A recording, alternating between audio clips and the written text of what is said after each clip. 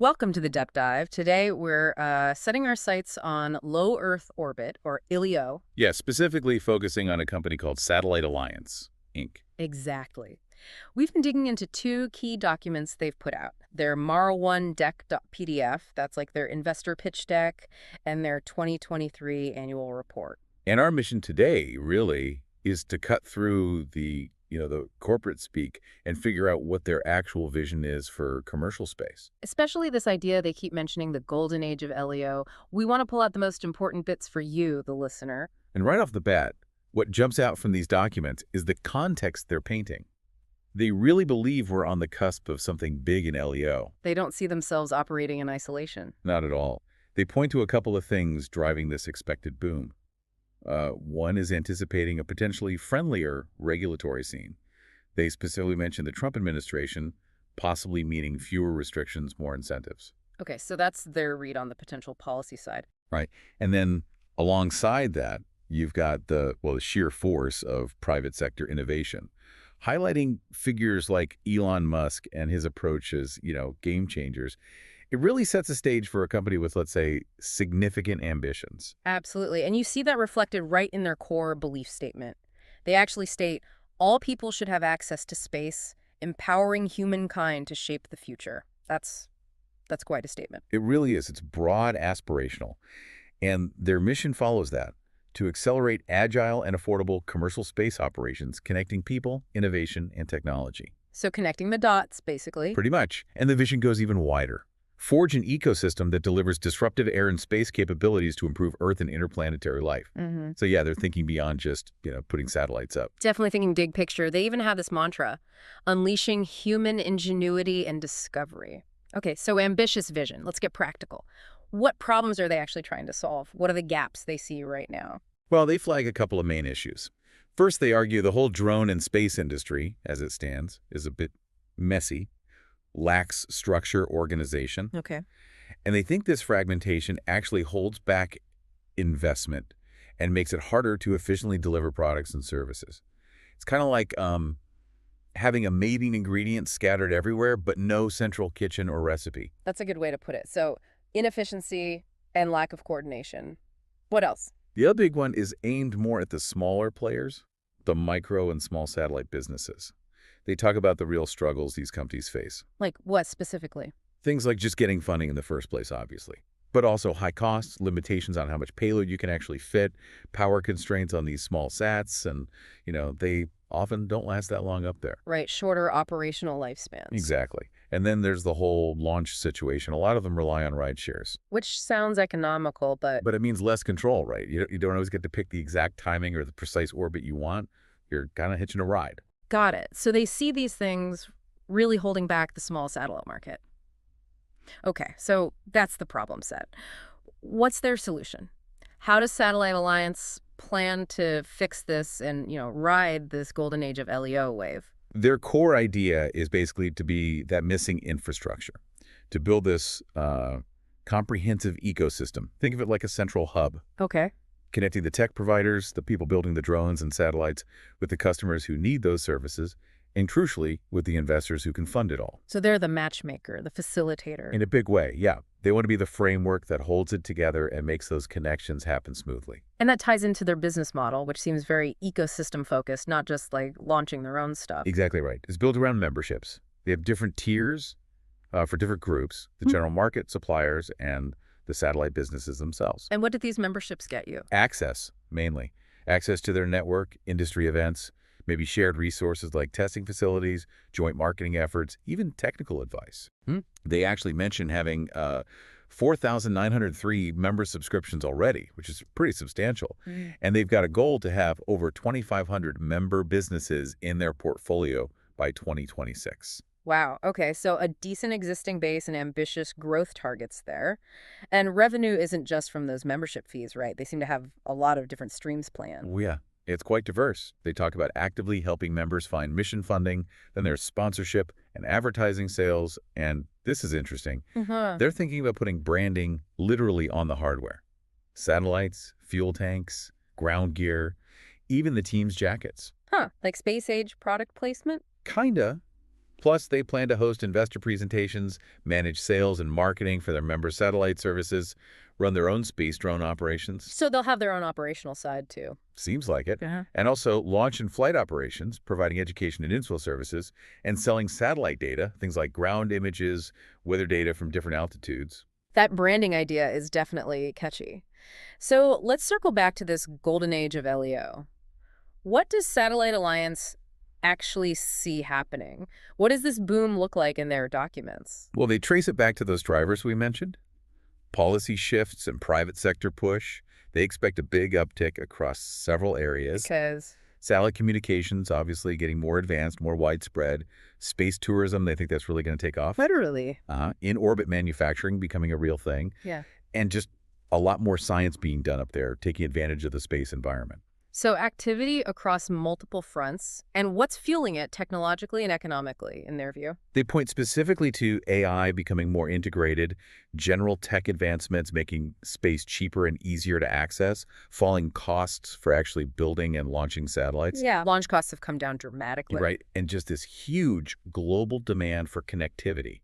They even suggest this whole shift could seriously shake up big industries like telecoms, defense, maybe even finance. Wow. And they seem pretty focused on the U.S. playing a leading role in all this. Yeah, that's definitely a strong theme in their materials. Yeah. A clear belief that America has the potential and maybe the duty to lead in this new space economy, both government and private sector. Okay. Let's get down to the nuts and bolts then. How do they plan to actually get things into orbit? What are their launch and operations plans? They talk about two main approaches. One they call wing launch, which sounds like an air launch system, operating between 45,000 and 50,000 feet. Okay, launching from a plane at high altitude. Seems like it. And then the more traditional vertical launch, aiming for LEO itself, altitudes from 145,000 up to 950,000 feet. And they have projections for how often they'll be launching. They do. Quite ambitious ones. They suggest averages of like 5.2 vertical launches per month and 8.3 wing launches per That's month. a lot of launches. Are they building the infrastructure for that? Looks like it. They specifically mentioned setting aside $1.5 million for a dedicated launch control operations center. The idea is that this center provides all the critical systems and processes for their members, and ensuring, safety, precision, efficiency during launch. It ties back to their goal of providing that structure the industry supposedly lacks. Makes sense. They also mentioned different satellite sizes, right? Under 25 kilograms and over 100 kilograms? Yeah, they note quite a few launches already for those smaller sats, under 25 kilos, about 1,032, they said. Often used for like very specific things, university projects, niche services. Right. But they emphasize that the bigger ones, 100 kilos plus, that's where you get into more advanced capabilities, serious communication bandwidth, more complex science missions. They also threw out a number, 9,673 total launches and flights across their program so far, suggesting some existing operational history. Okay, interesting. Let's switch gears to the money side. They're looking for investment, clearly. What are the numbers? Right now, they're seeking $5 million in investment, and they've put a $20 million pre-money valuation on the company. Okay. Minimum investment. Well, they mentioned $250,000 initially, but then later in the docs there's a $10,000 figure. So maybe different tiers or maybe the approach evolved. It's not totally clear. And projections.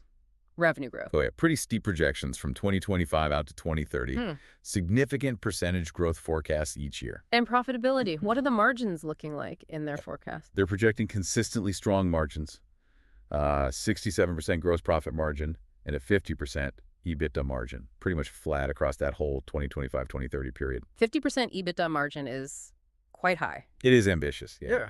And based on those projections, the total EBITDA they expect to generate between 2025 and 2030 is $1.225 billion.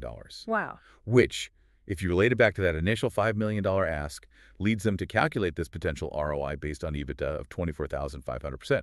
Obviously, that's a headline-grabbing number for investors. Definitely catches the eye. And they have plans for raising more money down the line. Something about a Regulation A offering. Yeah, a Reg A Tier 2 offering.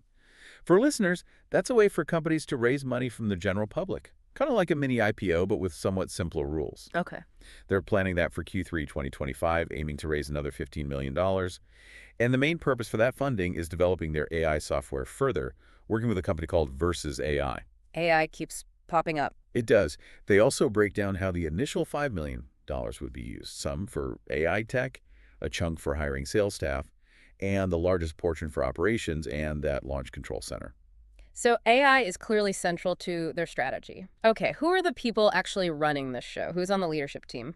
Well, the CEO is Wilhelm Kaschen. Mm. His background is pretty diverse, over 40 years spanning automotive, EVs, advanced aviation, and importantly, AI and machine learning. Yeah. Seems like a long history in tech and innovation. Okay, deep tech background. And the president, Paul Rubio, different skill set. Very different, yeah. His background is actually 17 years selling private jets. So the idea seems to be applying that experience with high-value sales, client relationships, maybe understanding that exclusive market to help their members build brand value and develop these custom satellite solutions, bringing a sort of high-end service approach. Right, that makes sense. And then there's Dana Rohrabacher as vice chairman. That name's familiar from politics. Yeah, former congressman, 30 years in the House. Apparently, he was a big advocate for aviation and space stuff while in office. He even authored the Commercial Space Launch Amendments Act back in 2004. Okay, so he brings the policy and regulatory know-how. Exactly. Yeah. Adds that layer of understanding government workings, which could be pretty valuable in this industry. Definitely a very team tech, high-end sales policy. Now, you mentioned that branding idea earlier, putting logos on rockets and stuff. They seem quite serious about that. They really do. They actually look back historically, saying companies have been trying to link their brands to the excitement of space since like the 1960s, and they point directly at Tesla and SpaceX and Elon Musk himself as examples of how powerful that association can be for public perception and brand image today.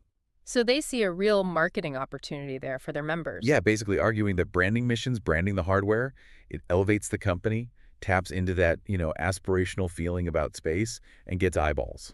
It's a novel angle in this context. Okay, looking ahead just to this year, 2025, what's their main focus according to their development plan? A lot of it seems to be about that AI partnership with Versus AI, developing the core tech platform. Okay. They plan to use this AI to help recruit new members. And they mentioned different classes, professional, expert, novice. And they're building out their main satellite alliance software, again with Versus AI, to give members operational tools. And funding, are they actively raising now? Yeah, the plan outlines several funding rounds for 2025. Starts with the Friends and Family round, then that bigger $5 member Regulation A round we talked about for launches and sales, plus another $1.5 a day for sponsorships.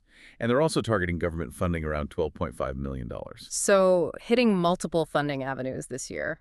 Yeah. And their flight volume projections, drone flights, satellite launches, those are going up too.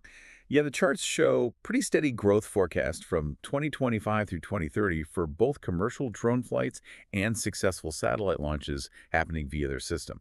Consistent double-digit growth rates year over year in their projections. Okay. It definitely paints a picture of optimism, not just for their own business, but for the whole sector expanding rapidly. Right.